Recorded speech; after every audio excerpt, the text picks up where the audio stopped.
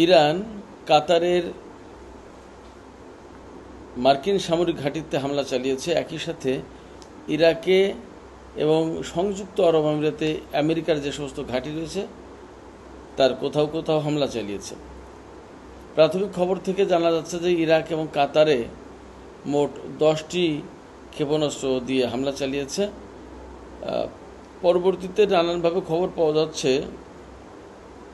যে পারস্য উপসাগরে আমেরিকার কয়েকটি বার্জে তেলবাহী জাহাজ তাতে হামলা চালিয়েছে ইরান, এরকমের নানা কথা বের হচ্ছে। তবে একটা বিষয় একেবারেই পরিষ্কার যে কাতারের আল উদেইদ বিমান ঘাঁটি, যেটা আমেরিকার মধ্যপ্রাচ্যে আমেরিকার সবচেয়ে বড় ঘাঁটি, সেই ঘাঁটিতে হামলা চালিয়েছে ইরান এবং ইরাকের ঘাঁটিতেও।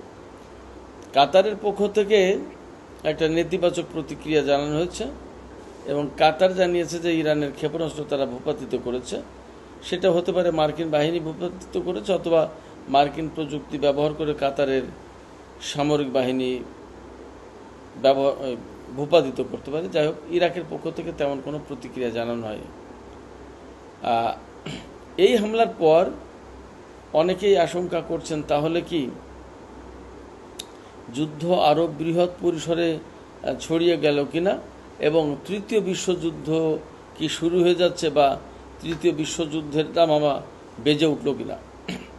আমি ব্যক্তিগতভাবে মনে করি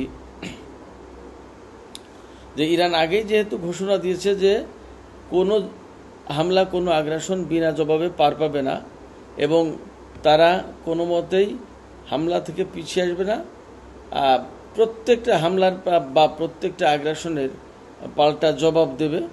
সেক্ষেত্রে আমেরিকা ইরানের উপর যে হামলা চালিয়েছিল তার জবাব হিসেবে ইরাক এবং কাতারের মার্কিন ঘাঁটিতে হামলা চালালো ইরান। কিন্তু এই হামলার পর এখন সব কিছু নির্ভর করছে আমেরিকার উপরে। আমরা খবর পাচ্ছি যে ইসরায়েলের ক্যাবিনেট এক্সটেন্ডেড মিটিংয়ে বসেছে এবং ইরানের ব্যাপারে তারা কি সিদ্ধান্ত নেবে, যুদ্ধ আরও কন্টিনিউ করবে কিনা, এসব সমস্ত ব্যাপারে চিন্তাভাবনা করছে। এরই মধ্যে খবর পাওয়া যাচ্ছে যে টাইমস অফ ইসরায়েল নাকি খবর দিয়েছে, আমি নিজে চোখে দেখিনি, বাট ফেসবুকে টাইমস অফ ইসরায়েলের শিরোনাম শেয়ার করতে দেখেছি একজন সাংবাদিককেই। ওই শিরোনামে বলা হচ্ছে যে ইসরায়েল ইরানের কাছে প্রস্তাব পাঠিয়েছে, তারা আর যুদ্ধ চায় না। তবে ইরান যেহেতু বলেছিল যে এই ট্রুপ প্রমিস 3 এটা হচ্ছে ইসরায়েলের বিরুদ্ধে ইরানের পক্ষ থেকে সর্বশেষ অভিযান, এরপরে আর কোনো অভিযান চালাবে না, সেক্ষেত্রে আমি এখনও মনে করি যে তারা ইসরায়েলের বিরুদ্ধে আরও অভিযান কন্টিনিউ করবে এবং বেশ বড় রকমের শিক্ষা না হওয়া পর্যন্ত। সেই বড় রকমের শিক্ষা বলতে আমি মিন করছি যে ইসরায়েল কোমর সোজা করে যাতে না দাঁড়াতে পারে এই রকম একটা পর্যায়ে নিয়ে যাওয়ার চেষ্টা করবে ইরান। এখন আমেরিকা কি করে তার উপরে ডিপেন্ড করছে অনেক কিছু। তবে ট্রাম্পের পক্ষ থেকে নাকি বলা হয়েছে যে তারা আর হামলা করবে না বা ইরানের এই হামলার জবাব দেবে না। তো সেক্ষেত্রে তৃতীয় বিশ্বযুদ্ধ শুরু হলো কিনা তা এখনই বলা যাবে না। তবে একথা ঠিক, মার্কিন ঘাঁটিতে হামলা হলো তখনই যখন ইরানের পররাষ্ট্রমন্ত্রী আব্বাস আরাকচি রাশিয়া সফর করেছেন এবং রাশিয়া সফরে থাকা অবস্থায় তিনি দেশে ফিরে এসেছেন কিনা আমি এখনও নিশ্চিত হতে পারিনি। তবে রাশিয়া সফরের পরে রুশ কর্মকর্তাদের সাথে বৈঠকের পরপরই মার্কিন ঘাঁটিতে হামলা হলো, এ কথা কিন্তু পরিষ্কার।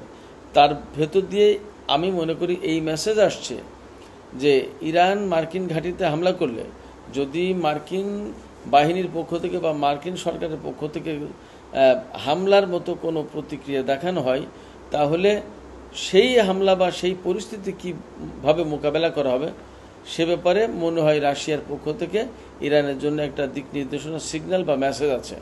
তবে এটা ঠিক, ইরান কারোর উপর ভরসা করে এই সংঘাতে জড়িয়েছে বা এই সংঘাতের জবাব দিতে যাচ্ছে বা এই যুদ্ধে জবাব দিচ্ছে, আমি তেমনটি মনে করি না। ইরান তার নিজের হিম্মত, নিজের শক্তি, নিজের কৌশল, নিজের ক্যাপাসিটির উপর ভরসা করেই এই যুদ্ধ চালাচ্ছে এবং আমি মনে করি, সবসময় বলছি যে ইরান ইসরায়েলের একটা চরম শিক্ষা না দিয়ে থামবে না, এবং সেটা যদি এক পর্যায়ে এমন হয় যে দুই পক্ষের অস্তিত্বের প্রশ্ন, সেই অস্তিত্বের প্রশ্নে ইরান লড়াই করবে, তাতে ইসরায়েলের অস্তিত্বের সংকটের আশঙ্কা বেশি। আর একটা প্রশ্ন হচ্ছে যে কি হচ্ছে মধ্যপ্রাচ্যে, এই যুদ্ধ আসলে কতদিন কতক্ষণ চলবে। আমি মনে করি সমস্ত সব কিছু নির্ভর করছে আমেরিকা এবং ইসরায়েলের উপরে। তবে ইসরায়েল এখনই ক্ষমা চাইলেই যে ইরান ক্ষমা করে দেবে বা হামলা থামাবে, এমনটিও মনে হচ্ছে না। কারণ ইরানের অনেকগুলো সেনা কর্মকর্তা, অনেকগুলো পরমাণু বিজ্ঞানী নিহত হয়েছেন, এবং ইরানের তিনটি পরমাণু স্থাপনায় হামলা হয়েছে, এবং আরও বেশ কিছু ক্ষয়ক্ষতি হয়েছে, এবং 600-700 লোক মারা গেছে এবং আহত হয়েছে আরও কয়েক হাজার। সেক্ষেত্রে ইরানের যে এই ক্ষয়ক্ষতি, সেই ক্ষয়ক্ষতির একটা হিসাব নিকাশ তো ইরান করবেই। আমি মনে করি যে খুব শিগগিরই বা এখনই যুদ্ধ থেমে যাচ্ছে এমনটি ভাবার খুব একটা কারণ নেই। ধন্যবাদ সবাইকে।